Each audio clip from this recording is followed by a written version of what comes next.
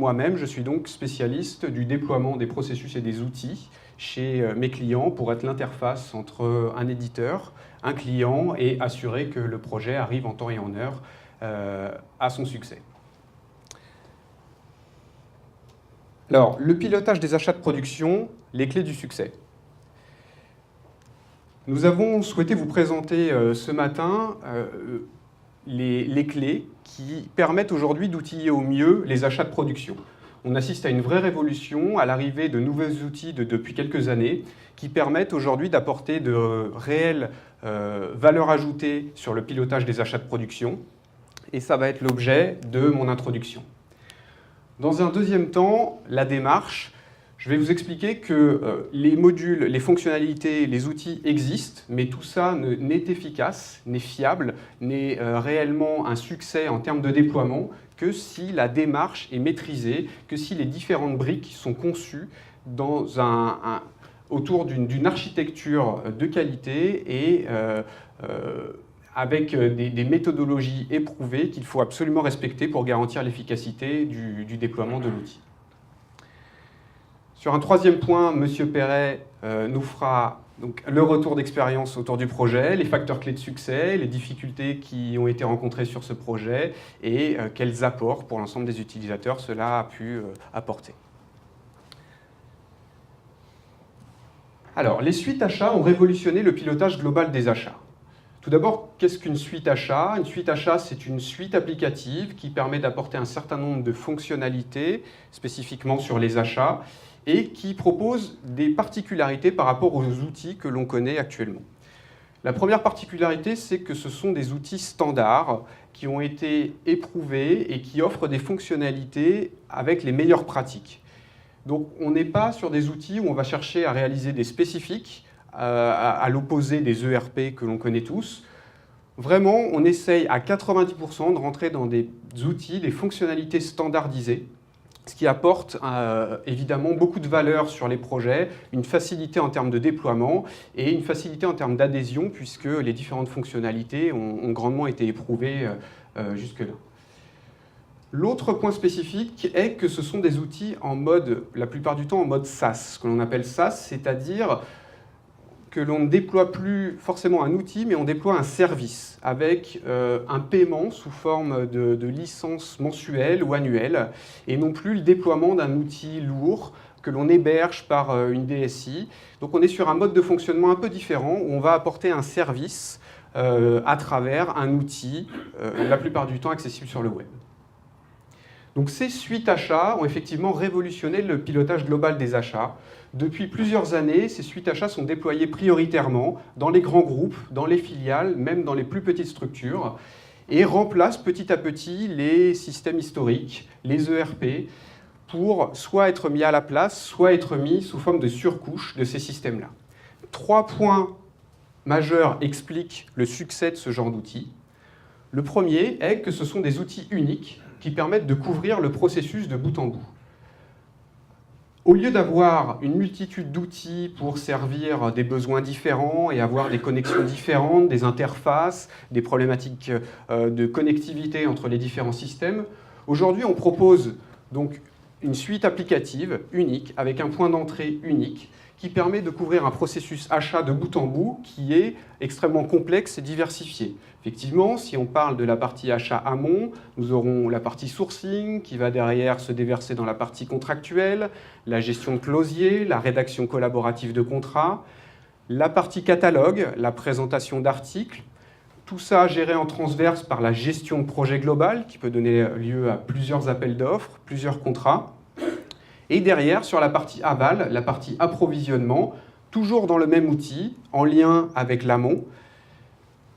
Tout cela sera sous-tendu par du reporting global dans lequel on va déverser toutes les informations de l'amont, toutes les informations de l'aval pour faire tout un tas d'analyses transverses, que ce soit basiquement sur des dépenses, mais des choses aussi beaucoup plus poussées que nous allons voir ce matin, sur des études de variation de prix, sur des évolutions d'articles, sur l'impact des indices extérieurs comme les devises, les cours de matières premières, etc. Ça, c'est le premier point. Le deuxième point concerne l'ergonomie. on passe d'interfaces utilisateurs assez austères, que l'on connaît tous, avec un temps de réaction assez lent, historiquement, à des ergonomies web beaucoup plus simples, qui facilitent grandement l'adhésion des utilisateurs. Alors que dans le monde privé, on a tous accès à eBay, à Amazon, qui ne nécessitent aucune formation, à Twitter, à Facebook, on a du mal à comprendre que dans l'entreprise, les outils sont lents, très austères, avec des saisies utilisateurs difficiles, complexes. Et quand on voit arriver ce genre d'outils qui proposent le même type d'ergonomie que les meilleures applications du web, eh bien, on facilite grandement l'adhésion et la conduite du changement, le déploiement est bien plus facile. C'est le deuxième point. Et le troisième point, l'un des points les plus importants, est qu'aujourd'hui, dans un monde qui bouge très très vite, avec des fusions, des acquisitions, des multifiliales, des groupes mondiaux qui se rachètent les uns des autres, il est très compliqué de déployer massivement un même outil, avec souvent des temps de déploiement très longs, et on a besoin d'outils en surcouche qui arrivent à consolider les données des différents ERP, des différents systèmes en place dans les usines, dans les filiales, de manière complètement automatisée et sans être intrusif à aucun moment dans les systèmes en place. L'idée est de récupérer très facilement tous les référentiels pour les consolider dans un outil global de pilotage. On parle de référentiels de dépenses, de référentiels fournisseurs, mais aussi d'articles, même si les prix peuvent être différents par usine, en fonction des fournisseurs, des types de conditionnement, etc. On est capable, avec ce genre d'articles, de proposer des catalogues globaux avec des articles génériques qui viennent derrière se décomposer, se décliner en termes de prix en fonction des différents contextes locaux. Cette automatisation et cette consolidation est vraiment le cœur du système qui va permettre derrière de piloter et de déployer toutes les actions relatives aux achats et au pilotage des achats de production. Néanmoins, depuis plusieurs années, ces suites achats ont été prioritairement déployées sur les frais généraux, sur les achats hors production.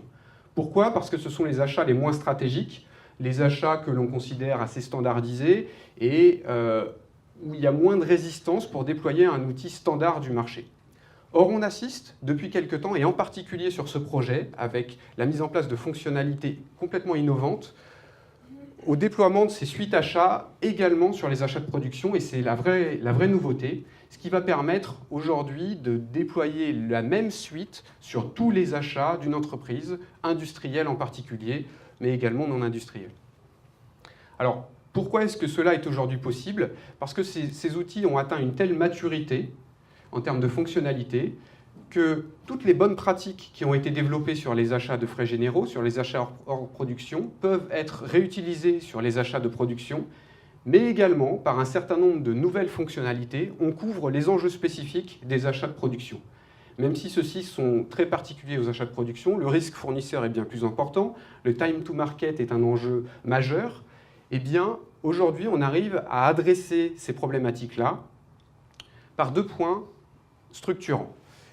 Le premier est que l'on réussit aujourd'hui à intégrer l'impact des évolutions des indices, les matières, les devises, pour mieux comprendre les variations de prix et industrialiser le suivi, industrialiser l'explication des variations de prix, la décomposition des prix dans ce genre d'outils, et en particulier dans la partie analyse des dépenses. C'est une vraie nouveauté. Au lieu de simplement analyser des dépenses par catégorie d'achat, fournisseurs, axes organisationnels, on va expliquer ces dépenses, comparer des prix d'une année à l'autre, intégrer l'impact des effets du marché pour neutraliser ces effets qui ne font pas partie de la performance pure de l'acheteur. Nous reviendrons sur ce point en détail un peu plus tard. Le deuxième point concerne le pilotage global des achats. Et toutes les bonnes pratiques, je l'expliquais, qui ont été développées sur les achats hors production peuvent être réutilisées sur les achats de production. Ça va tourner autour de la gestion des fournisseurs, la gestion de la relation fournisseur, la gestion des contrats, la gestion des catalogues. Même si les catalogues sont spécifiques par site, il est possible de consolider les catalogues sur des articles génériques, puis de décliner les prix par site de production, par type de conditionnement, par fournisseur, tout ça dans un même outil, puis de les renvoyer dans les différents ERP. On aura évidemment la partie reporting, la partie plan d'action et une fonctionnalité spécifique au monde de la production, la partie suivi qualité.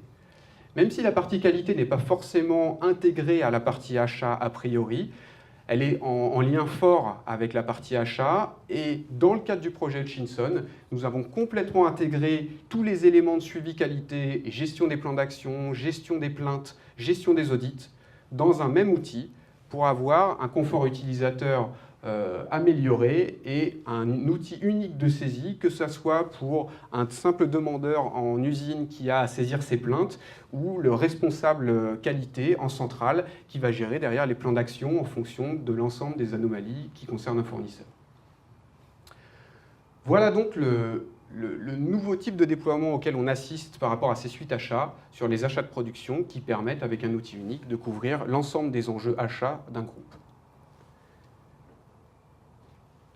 Alors, toutes ces fonctionnalités existent, sont disponibles, mais il ne suffit pas de vouloir les mettre en place pour que ça fonctionne.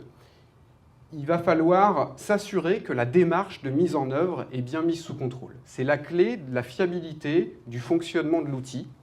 Et toute la démarche, toute la conception, la mise en œuvre est réellement le facteur clé de succès pour que ces outils soient efficaces en termes de fonctionnement dans l'entreprise. Alors, cette efficacité repose sur la qualité de l'architecture. C'est dans la phase de conception, tout l'effort qu'on va mettre sur la conception va derrière simplifier au maximum l'utilisation de l'outil et rendre transparent toutes les difficultés qu'on aura eues à harmoniser, à consolider, à faire en sorte que ce pilotage paraisse facile à l'utilisateur in fine. Il y a 4 briques principales qui garantissent la qualité de ce pilotage. La partie ERP, la partie fournisseur, la partie source de données externe et la partie contrat et catalogue. Revenons sur ces 4 briques qui encerclent les différentes actions que le pilotage va pouvoir mettre en œuvre derrière sur les achats de production. La partie ERP. L'objectif sur la partie ERP est de ne pas être intrusif. Il est souvent très difficile d'avoir la main sur les ERP d'une filiale. Les directeurs de production au local ont leur parc applicatif et ne souhaitent pas voir d'ingérence du groupe. C'est parfois une condition de déploiement de l'outil global de pilotage. On ne touche pas aux ERP, il y a eu des spécifications très difficiles à mettre en œuvre. Aujourd'hui, ça fonctionne. Et donc, l'objectif est de ne pas être intrusif. L'idée ici est de récupérer l'ensemble des référentiels des ERP, quel que soit le nombre, pour construire la base de vérité, la source de vérité, l'ensemble des données, des référentiels qui vont être exploités dans l'outil de pilotage. Toutes ces données vont donc être récupérées. On va juste construire des interfaces sortantes des différents ERP. Même s'il y a une cinquantaine, une centaine d'ERP, toutes ces données vont être récupérées en masse à une fréquence élevée pour avoir un outil de pilotage tout le temps à jour sur l'ensemble des données du groupe. Ces données vont permettre d'alimenter la deuxième brique, la partie fournisseur. La partie fournisseur, ici, l'objectif est de construire automatiquement, et c'est le mot-clé, automatiquement, un référentiel fournisseur consolidé, hiérarchisé, harmonisé, fiabilisé, qui va représenter l'ensemble des référentiels des ERP, mais avec une seule occurrence de chaque fournisseur pour les multiples occurrences que l'on retrouverait dans les différents ERP. Sur ce point spécifique des fournisseurs, on va revenir dans un instant, c'est vraiment le socle qui permet de garantir la fiabilité du fonctionnement de l'ensemble. Les sources de données externes. Cela représente le levier technologique qui a permis d'automatiser l'ensemble ces dernières années. Aujourd'hui, un certain nombre de partenaires fournissent de la donnée relative aux fournisseurs. Ces partenaires, aujourd'hui, les plus connus, pour vous citer quelques noms, sont Bureau Van Dijk, qui a des distributeurs en France, Dun & Bradstreet, qui a notamment Altares en France comme distributeur, et qui permettent d'enrichir, de fiabiliser automatiquement le référentiel fournisseur en réutilisant les données des ERP, en les fiabilisant et en construisant, via une mécanique qu'il faut construire lors de la conception, un référentiel fournisseur complètement unifié. Et le dernier point sont les contrats et catalogues. Les contrats et catalogues font le lien entre l'outil de pilotage et les ERP. C'est ce qui va permettre d'adosser, c'est la projection, le bras armé de la direction achat. On adosse ces contrats et catalogues grâce au référentiel fournisseur unifié à chaque fournisseur et on projette, on déploie les prix, les actions de la fonction achat directement dans les ERP. Donc ces contrats et catalogues sont dans l'outil de pilotage et sont réutilisés directement dans les ERP en fonction des spécificités des différents sites, mais toujours maintenus dans un outil unique. C'est le lien entre l'amont et l'aval. Ces 4 briques, à partir du moment où elles ont été correctement construites, vont permettre derrière d'adosser assez facilement l'ensemble des actions du pilotage des achats. On part d'abord du reporting, la visibilité. On a parlé tout à l'heure de l'analyse de dépenses, de l'analyse autour des variations de prix, de l'analyse sous tous les axes d'une société dans un outil unique, de manière consolidée, de manière fiable. C'est le maître mot. Il faut que ce reporting soit fiable pour qu'il soit crédible auprès de la direction financière, de la direction générale, et que les savings, les économies que l'on va pouvoir démontrer à partir de ce reporting ne soient pas contestées. Ce reporting va permettre de mettre en place les meilleurs plans d'action, les plus efficaces, sur les catégories d'achat les plus pertinentes, sur les fournisseurs à plus haut risque. Ces plans d'action vont permettre derrière d'alimenter le suivi de la qualité, si on souhaite intégrer la partie qualité dans l'outil de pilotage achat, qui lui-même va réalimenter le reporting, et on obtient ainsi un cercle vertueux. Voilà l'architecture globale qui va permettre un pilotage efficace et fiable autour des achats de production. On va zoomer sur 2 éléments qui sont vraiment structurants et un peu plus complexes par rapport aux autres, la partie fournisseur et la partie reporting. Alors, la partie fournisseur. Depuis quelques années, on a assisté à une automatisation complète du mécanisme de création d'un référentiel fournisseur unique dans ces outils de pilotage. Alors qu'historiquement, on avait des projets de MDM, Master Data Management, très lourds, très complexes, qui nécessitaient une phase de fiabilisation en amont très longue et derrière qui ne garantissait pas la continuité de la fiabilisation tout au long des projets et au fil des années. Aujourd'hui, si la phase de conception est prise avec les bonnes pratiques, on arrive à construire, à déployer un automatisme qui, dès le démarrage du projet, garantit un référentiel automatiquement consolidé, fiable, hiérarchisé et qui permet derrière d'adosser l'ensemble des plans d'action. Alors le principe est assez simple. On va partir de l'ensemble des ERP que l'on va interfacer avec une mécanique d'automatisation qui va se trouver dans notre outil de pilotage. L'ensemble des fournisseurs vont être automatiquement récupérés à une fréquence élevée, automatiquement injectés dans une boucle d'automatisation. Et là, on va s'appuyer sur l'enrichisseur de données. Celui-ci va identifier de manière automatique tout fournisseur. Il va d'abord nettoyer les données. Les noms, les adresses, les ID fiscaux sont parfois d'une qualité assez médiocre. Eh bien, l'enrichisseur, aujourd'hui, nous garantit à plus de 95% qu'il va reconnaître l'ensemble des fournisseurs, nettoyer ces données, les fiabiliser pour qu'elles soient réexploitées derrière. Le deuxième élément est le dédoublonnement. Le dédoublonnement, même dans un ERP unique, il est possible d'avoir une même occurrence d'un fournisseur, plusieurs occurrences d'un même fournisseur dans un ERP unique, et ça, l'enrichisseur de données va être capable de l'identifier et de le renvoyer dans l'outil de pilotage. Le troisième élément concerne la consolidation. Des fournisseurs identiques dans différents ERP vont être consolidés sur un fournisseur générique unique, et c'est ce fournisseur générique unique qui va être utilisé partout derrière, dans tous les plans d'action, dans l'analyse des dépenses, dans la gestion des plaintes, des audits, des catalogues et des contrats. Tout se fera sur ce fournisseur générique. Un numéro unique fournisseur pour tout le groupe facilitera grandement la mise en place de plans d'action autour de celui-ci. La hiérarchisation.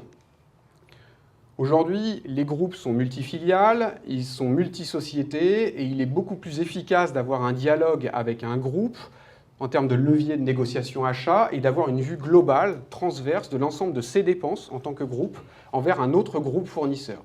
Aujourd'hui, on sait tous la difficulté qu'a un acheteur à récupérer l'ensemble des dépenses qui le concernent, mais aussi qui concernent l'ensemble des filiales d'un fournisseur avec qui il doit négocier. Eh bien, l'objectif ici est de construire une hiérarchie globale fournisseur au niveau mondial pour avoir une vue globale et après se positionner au niveau qui nous intéresse. Et enfin, en termes d'enrichissement, automatiquement, on va être capable de récupérer des données financières, des données environnementales, des données de risque, des données d'endettement, des chiffres d'affaires, des nombres d'employés, des ID fiscaux, des adresses, des notions de fusion, des notions de cessation de paiement, etc. Tout ça via également l'enrichisseur de données pour alimenter l'outil de pilotage et avoir une vue bien plus efficace en termes de gestion des risques sur les fournisseurs. Cette mécanique d'automatisation complètement intégrée à l'outil de pilotage et donc en interfaçage avec l'enrichisseur de données va nous permettre d'avoir une base fournisseur fiabilisée et unifiée. Cette base fournisseur va être représentée sous cette forme-là. La bonne pratique est de construire un certain nombre de niveaux hiérarchiques. Le premier niveau, le niveau le plus bas, va concerner les fournisseurs de niveau ERP, les fournisseurs de commandes ou de facturation. Ce niveau-là est un niveau technique. Il comprend les numéros des fournisseurs dans les différents ERP, il va être complètement masqué dans l'outil de pilotage et à aucun moment on va adosser des objets sur ces fournisseurs-là. C'est complètement transparent pour l'utilisateur. Par contre, les niveaux en rouge vont être créés automatiquement, aucune création manuelle par les utilisateurs, par l'enrichisseur de données. Et le niveau 3, ici, que l'on va appeler le niveau site, va être donc créé par l'enrichisseur de données et va représenter les fournisseurs génériques sur lesquels on va venir lier l'ensemble des fournisseurs ERP qui sont les mêmes et qu'on consolide sur un fournisseur fiabilisé, unique, enrichi, qui va lui être utilisé dans l'ensemble des plans d'action. Celui-ci va être lié à un niveau 2, la maison mère pays. Donc c'est le groupe de plus haut niveau dans le pays concerné qui détient ce fournisseur en termes de capital. Puis la maison mère monde, le groupe de plus haut niveau au niveau mondial, qui n'est pas un fonds d'actionnariat, qui va détenir l'ensemble des maisons mères pays. Cette hiérarchie va donc permettre une analyse à tout niveau et une analyse consolidée sur l'ensemble des dépenses, sur l'ensemble des articles, des catalogues, des contrats des fournisseurs du groupe. Mais ce n'est pas tout. Il y a également des fournisseurs qui ne sont pas des fournisseurs de facturation ou des fournisseurs de commandes. Et dans tous les plans d'action qu'on va déployer, on a besoin de ces fournisseurs, notamment les usines, pour faire des suivis qualité, de la gestion d'articles, de la gestion d'audit. Eh bien, on va en parallèle créer un processus de création manuelle pour créer ces usines et avoir également une vue sur ces usines qu'on va venir consolider sur le reste des fournisseurs. Il y a un dernier type qui concerne les prospects pour les appels d'offres, pour la gestion d'audit en amont, qu'on va également créer manuellement pour, au final, avoir tous les fournisseurs dans la base, quelle que soit leur typologie. Voilà, ça c'est vraiment la garantie que l'ensemble derrière du référentiel et des plans d'action vont s'adosser à des éléments fiables, des objets fiables, pour garantir derrière une qualité en termes d'analyse efficace. L'autre zoom que nous souhaitions faire concerne les reporting et la nouvelle génération de reporting que nous avons mis en place, notamment dans le cadre du projet Hutchinson. C'est assez innovant, puisqu'on va aujourd'hui proposer des analyses qui vont permettre d'industrialiser l'étude des variations de prix en s'appuyant sur des données réelles de dépenses de l'ensemble des ERP. On ne se contente pas de visualiser les dépenses, et de les catégoriser par catégorie d'achat, organisation d'achat, fournisseurs, mais on va essayer d'expliquer quelles sont les variations de prix, pourquoi d'une année à l'autre tel prix a varié, et de neutraliser les effets du marché. Alors en effet, l'objectif est d'isoler l'impact des évolutions des indices propres à chaque marché, en ce qui concerne les cours des matières premières, les devises, les coûts de main-d'œuvre, et d'autres facteurs qu'on pourrait intégrer. C'est valable sur les achats de production, mais ça pourrait l'être aussi sur les achats hors production, sur des sociétés non industrielles. Ceci afin d'identifier la performance achat hors effet de marché, en s'appuyant sur les décompositions des prix d'achat. L'objectif est d'identifier la performance réelle de l'acheteur sans qu'un directeur financier ou un directeur général puisse dire « oui, mais le cours du pétrole a baissé, votre performance n'est donc pas justifiée ». Eh bien, avec ce genre d'outils, ce genre d'analyse, on est capable d'isoler cette baisse du cours du pétrole pour expliquer quelle a été la performance réelle de l'acheteur, même si le cours du pétrole a baissé. Ici, un petit zoom. En rouge, on a la courbe de la variation de prix d'un article. En vert, cette même courbe, ce même prix, mais avec le cours de devise de l'année précédente. On constate que le prix ici a subi une forte hausse. Et si on se contente d'analyser le prix de cette année sans neutraliser l'effet de devise, on pensera qu'il y a eu une performance achat, alors qu'ici, manifestement, au cours de devises de l'année dernière, le prix est supérieur sur la fin de la courbe. De la même manière, le prix ici en rouge stagne, et le cours des matières premières qui composent cet article, et c'est là la clé, ici, varie à la baisse.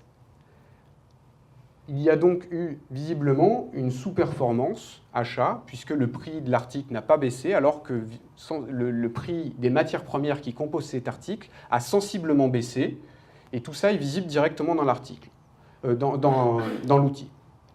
Effectivement, ce qu'on va faire dans l'outil, c'est que pour chaque article que l'on souhaite mettre sous surveillance, on va décomposer cet article par rapport aux matières premières qui le composent.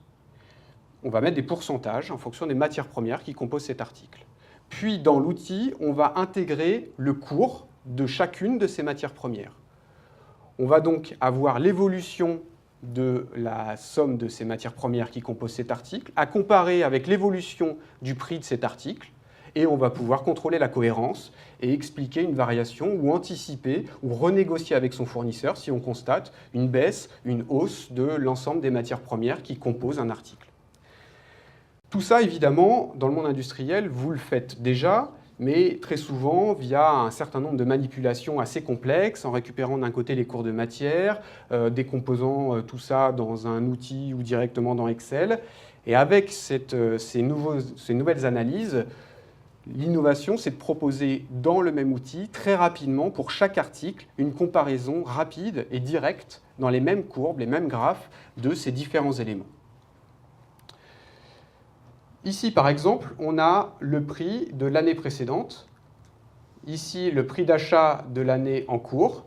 Et via ces décompositions, on va être capable d'expliquer la différence avec 3 éléments. Ici, la variation du cours de matière, la variation de devise et, ce qui reste, la performance réelle de l'acheteur, et d'être beaucoup plus crédible quand on va justifier de ces économies auprès de ses responsables en ayant neutralisé l'ensemble des effets du marché. Voilà, donc ça c'est vraiment un point central dans le projet de Shinson et ce qui apporte aujourd'hui beaucoup de valeur dans la rapidité des analyses que propose l'outil. On permet également, c'est un autre point, une projection des variations dans le futur. Jusqu'à la fin de l'année, on va pouvoir projeter un prix moyen et ainsi anticiper des évolutions à la hausse ou à la baisse et répercuter sur la vente l'ensemble de ces évolutions pour avoir une action time to market encore plus efficace, une action des achats encore plus efficace. Voilà, j'ai beaucoup parlé. Je vais maintenant passer la parole à Monsieur Perret.